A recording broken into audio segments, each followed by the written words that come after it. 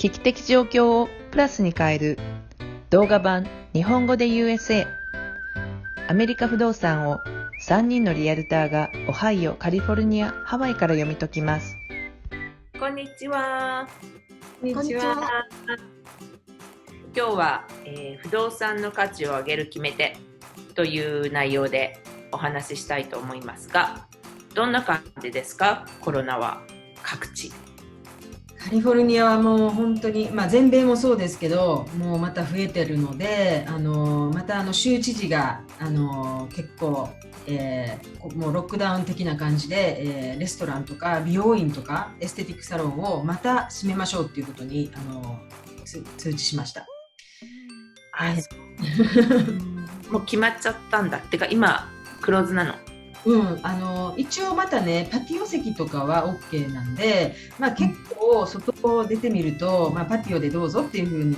テイクアウトはもちろんずっといけるし、パティオはどうぞっていう風にやってますけどね、前の状態に戻そうとしてて、でただ全米で皆さんもいろんな州で多分増えてると思うんですけど、もう増えてるので、50州のうち確か40州ぐらい増えてますよね。だからちょっと、どうにかしないとなっていうことでやってます。州も市ももう一回皆さん外出を控えてくださいっていうふうになってます。ハワイは？ハワイもしばらく0とか1とかってなってたのが、今もう、10何人とかっていう風になってて、で本当は他から飛行機で飛んでくると14日間自分で隔離しなきゃいけなかったんです。今ももちろんそうなんだけど、それがね7月いっぱいだったんだけど、それがやっぱり数が増えてきたこともあって8月いっぱい9月の1日まで伸びてしまったのね。なのでもう明らかにそのハワイの観光業っていうのはちょっとお先真っ暗状態に今なってて、で結構閉店しちゃったり、そのビジネスをやめてしまったりっていうところも結構見えてきてて、ちょっと悲しい感じです。オハイオは？私は実は先週エリー湖に浮かぶというリゾートに行ってきました。優雅で、気になるので外に出ると、その宿のおじさんに聞いたのね。どんな感じって言ったら、92.5% のオキュパンシーレートだよとかって言って、全然余裕じゃないって言って、島自体がね、もう行くとソーシャルディスタンスみたいな感じなんだけど、そこってなんかパーティータウンみたいになっているので、船で着くとすぐにダウンタウンがあって、そこにレストランとかバーとかがあるから、週末になるとものすごく混んで、トロピカルプールがあって、そこのプール際にバーがあってみたいな感じで密集しちゃうのかもしれないんだけれども、なんか普通だみたいな感じで、ただ1回6月に、クラスター感染があったので、7月がちょっとスローだったみたいなことは言ってるけど、でも内緒だよって教えてくれた話があって、僕たちエリー湖だから夏はそんなリゾートするんだけど、冬はやっぱり雪が降ったりとか寒いわけよ。そうすると、クリスマスの時と冬休みと12月と1月に2回ね、長いお休みがあって、みんな街中上げてフロリダに行くんだって。この冬2回とも、当中の人がみんなものすごい、これはなんだというような風邪をひいたっていうのね。それは去年の12月ってこと？冬？去年の12月と今年の1月両方とも。僕たちからすればあれがコロナだったんだろうって言ってるんだよねって言うんですよ。でね、同じこと私聞いて、1ヶ月前ぐらいに私コロラド行ったでしょ。あの時もリゾートの街じゃなくて、ものすごく何人住んでるのみたいなところに泊まったんだけど、そこのグロッサリーストアのおばちゃんも同じこと言った。いや実はね、この冬ね、この街中全部すっごい風、なんか見たこともないようなひどい風に移ったんだよねって言って、私たちからすればあれがコロナだったんだって言ってるっていうから。でも時々ね、そういうレポートも出てるよね。結構12月11月ぐらいから第1波が本当は来てたとか来てないとかね、だから何とも言えないけどね。だからそれでコロナだったらそれはそれでいいおめでたい話じゃない。だってもうそれでもうもうそれ以上かからないわけだ。いや、そうじゃないみたいだよ。コロナって再発するみたいよ。そうなんだ。じゃあ、一回かかったからって、終わりじゃないみたい。そしたらもうずっと外に出られないね。まあね、ワクチンとかがちゃんとできない限りはやっぱりね。で、ハワイはやっぱり島だから、そういう意味では非常に閉鎖的で、今月いっぱいでアンエンプロイメントの失業者保険のボーナスも基本的に一応ストップするでしょ。今いろいろ話し合われてはいるみたいだけど。だからそうするとね、またちょっと状況が悪くなるんじゃないかなと思って心配はしてます。でも今なんかすごい短期で言うとすごく不動産のシーズンじゃないですか。でインベントリー在庫が少ないからすっごいマルティプルオファーとかも結構入ってて、私もバイヤーさんとちょっとかなり安く出たものすごくいい物件にオファー入れたんですね。20のオファー来て、ちょっと売り出しが低すぎたんだけど82万5000ドルの売り出し値を彼らはつけたんですよ。で最終的に獲得した人は91万5000ドル。もうね、ちょっと低くて、ただやっぱり海外のセラーさんだったからとってもセラーに有利なね条件でもうゲットしたから、本当に戦略の勝ちっていう感じでね、この28から取ったんだけど、プロから見てどうなの？91万って価格的に見てどうなの？ちょっと高いなと思うけど、査定的には一応90ちょっと弱ぐらいは出るかなっていう、リモデルとかすごいしててちょっとちっちゃめなんで、89までは絶対いけるかなっていう物件でね、82.5 っていうのが低すぎたんだけども、実は手だよね。そう上手にしたっていう上手に戦略を立てたっていう物件で、結構だからマルティプルオファーはね割と入ってますよ。そうです。うちも羨ましいです。マルティプルオファーでものすごく忙しくなっちゃうよね。今日はじゃあ、不動産の価値を上げる決め手ということでみんなで話していきたいと思うんだけど。はい。不動産の価値上げるっていろんな意味があると思うんです。で、その方の状況とか考え方次第だなっていうふうに私個人的には思ってます。で、単純に考えると、買いましたで売りますで売った時にはその買った時の購入価格よりも上がってますようにって思うのは、もちろん当然のことだと思うんですね。で、今日その話しますけれども、ただ自分が住む家っていうのはまたちょっと別の話で、価値が上がりそうだからとか売るときに簡単に短期間で売れるからっていうことを考えの中心にして購入するっていうのはちょっと間違ってるかなっていうふうに思います。で、住んでる間に自分がでまたその自分の家族とか一緒に住んでいる人たちがハッピーでいられる場所であるっていうことがまず第一の一番大切なことかなって思います。で、例えばその売却で損が出たとしても、毎日そこで過ごした時間とか、そこでの、歴史とか思い出とか、いろんなそういったことで相殺したら、お釣りが来るんじゃないかなっていうふうに私は思ってるんですね。ただ投資っていうのは別で、投資っていうのはやっぱり購入したらどうやってそれがお金を生んでいくかっていうことじゃないですか。なのでそういう意味ではその買うものの立地だったり、その賃貸のニーズであったりとか、その管理をしていくにあたっての経費が低いもの、メンテが複雑じゃないものっていうものを見ていかないといけないと思います。で、戸建てはある程度自分のリズムでアップデートとかヤードマンとかプールマンを雇うことっていうのができますけども、コンドミニアムっていうのはビルのペイントの塗り替えだったりとかエレベーターだったり、それはひろこさん詳しいんでちょっとその後で説明していただきたいなと思いますけれども、その共有部分のアップグレードとかそういったその修繕っていうのはそのビルが資金不足であったりするとオーナーみんなでお金出し合わなかったしなきゃいけなかったりとか、そういったことが起きてくるので、その毎月の管理費っていうのもそのビルごとで違ったりするしね、そういったことをやっぱり見なきゃいけないなと思います。で、今時のコンドって20年後の今ってみんなわかんないですけど、でもプロフェッショナル雇っていくらぐらい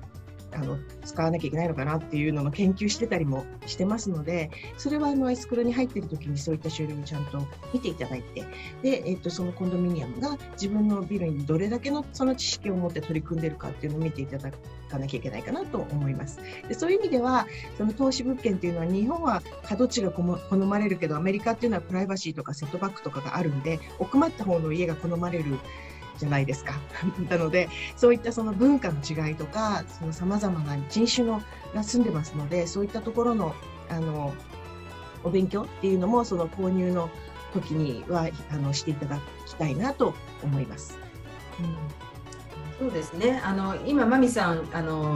言ってくれたように、例えばコンドミニアムの場合は、なかなか自分一人が価値を上げようっていう努力をして変わるものっていうわけじゃないので、どちらかというと買うときにその価値がきちっと上がっていくものなのかっていうのを選ぶときに見る必要があるんですけども、そのなぜかというと、コンドミニアムって日本のマンションと同じように、管理組合っていうのがあって、これはアメリカだとホームオーナーズアソシエーションっていう名前で HOA って私たちは訳語で呼んでます。で、この HOA はですね、結局誰かがやってくれるっていう組織じゃなくって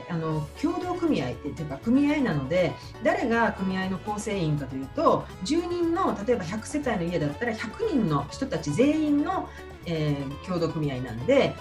持ったあなたが1人のオーナーのディシジョンメーカーですよっていうことなんですね。ただ100人で決議できないから、その中の理事を選んで、代表の10人100人の代表の理事の人が、代表として 1ヶ月に1回の会議を開いてやっていくと。で、ただ大型のコンドミニアムはもう本当に何億円っていうお金が動いていくので、1人個人ではできないから、マネージメント会社っていうのを雇って、大体大きいコンドミニアムっていうのはマネージメント会社がマネージしていますと。で、そこのマネージメント会社がどんな提案をして、どういうメンテナンス計画をランニングとしてはやっていって、日本語で言うと長期修繕計画っていうのを、例えば5年に1回、10年に1回、20年に1回の、例えば壁の塗り替えとか、エレベーターの点検とか、ターマイト検査とかいろんなものをちゃんとやってるのかどうかを見ると。で、それがさっきマミさん言ったみたいにエスクローの期間中にそういう書類を出してもらう、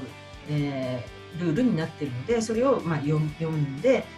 ちゃんとやってるかなっていうのを見るんですけども、そこでポイントとしては、この管理会社の運営がちゃんと行われてるか、それと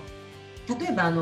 フォークロージャーが多かった景気が悪い時はよくあったんですけども、管理費をですね滞納する人とかが結構出たりとか、払えなくなってモーゲージローンを払えないということは当然管理費も払ってなくって、そしたら計画では、何十億円貯まってないといけないところが、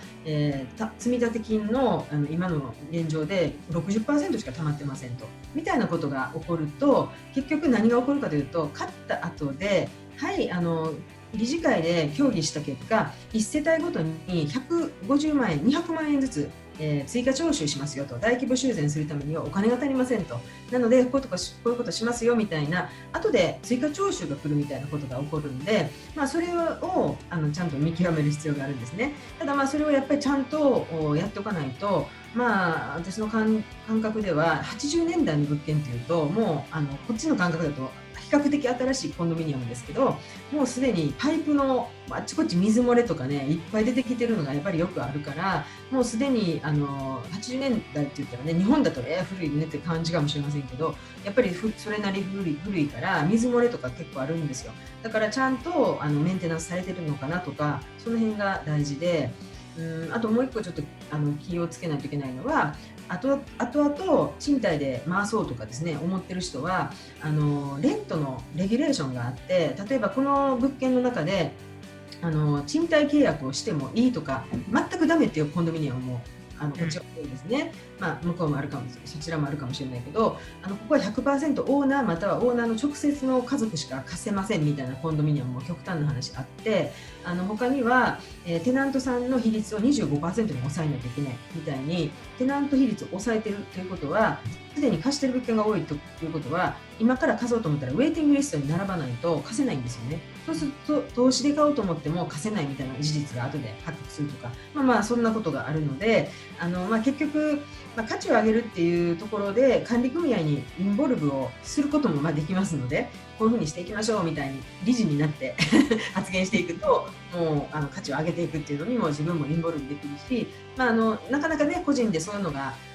時間がなかったら、やっぱり選ぶときにそれを見極めるみたいなのが必要かなと思います。私も理事やってます。理事やってたらね。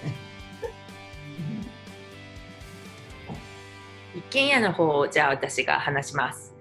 私の自宅も一軒家なんですけど、そうですね、家の一軒家を住むといろんなところでやろうと思ったらできることっていっぱいあって、例えば家の外壁を塗り直してみるだとか、それから、屋根を吹き替えてみるだとか、それからうちはちょっとやっちゃったんだけど、日本式のジャブンって入れるお風呂に変えちゃったりとか、自分が住んでて快適だなっていうか気になったところを変えていくのがいいと思うんですね。で、さっきマミさんが言ってくれたように、自分が住むために快適なことと、それからそろそろ売るからどこにお金かけようかなって2つ全く別のことのような気がします。日本式のお風呂なんて作っちゃったら、もしかしたら売る時には普通の元に戻した方が売りやすいっていうこともありえるかもしれないし、屋根の吹き替えは、それこそ漏れてでもいない限りしなかったもいいみたいな、家のホームインスペクションで問題がなければスルーできるので、そんなところに例えばこの辺だと7000ドルから1万ドルかけるんだったら、今から売ろうと思ってるんだったら、そのお金を例えばバスルームのタイルを貼ってみたりだとか、キッチンのアップグレードの一部にしてみたりとかした方が、よっぽどかけたお金はすぐ売り値で戻ってくるみたいなことがあります。だからさっきも言ってたんだけど、これから嫁に行こうかなと思うんだったら、内面を磨いてる場合じゃなくて、すぐに見た目がパッと良くなるキッチンであるとか、水回りを見た目のコスメティックなところを直したりとか、ちょっと手垢とかで汚れてきた壁があるんだったら壁の塗り直したりとか、そういう方がずっと早いです。で、またそこに投下したお金っていうのはすぐに売り値で反映されて自分に戻ってきます。ただ自分が長く住もうと思っている時はそんなことばっかり考えてないで、やっぱ人間も教養中身ですよね。自分がどうやったら住みやすいのかっていうことを考えて、そこにお金をかけていくのは悪いことじゃないと思うし、反対にもしそれを売ることになったら、次に入ってくるオーナーさんはものすごく喜んでくれると思います。やっぱりその基本性能の屋根とかパイプとかそういうのって直接価格に反映されないから、そのインパクトは弱いし、ただ壊れてる、例えば雨漏りがもうしてあっちこっち雨漏りがあるとか80年代の水漏れがあちこちから来るとか、あと AC がエアコンディションが暑いところなのにないとかっていうと価格を上げることは難しいかもしれないけど、結局そういうのを見下されるっていうかね、低く見られるとか、あとリペアのリクエストを後から請求するときに、いやこれとこれはせめてやらないとダメでしょとかね、そういう話にはやっぱり出てくるので、すぐもう今からあと半年以内に売りますって時はもうダイエットしてる場合じゃないので細く見える服を選ぶとか化粧をするとかっていうことですよね。まず大きな血管が見えないようにきちんとするわ